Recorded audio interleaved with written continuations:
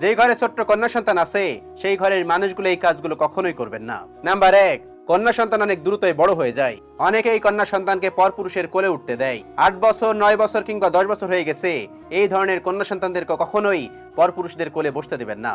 এটা ভুলেও করবেন না। বর্তমান সমাজে এমন কিছু কিছু মানুষ আছে যারা খারাপ কাজ করতে কখনোই দ্বিধাবোধ করে না। সবসময় মনে রাখবেন, কন্যা সন্তান একমাত্র তার আপন বাবা ছাড়া, আপন ভাই ছাড়া কারোর কাছে নিরাপদ নয়। নাম্বার 2, কন্যা সন্তানকে কখনোই আপনি ঘর থেকে একা ছাড়বেন না। এই ভুল কাজটি কখনোই করবেন না।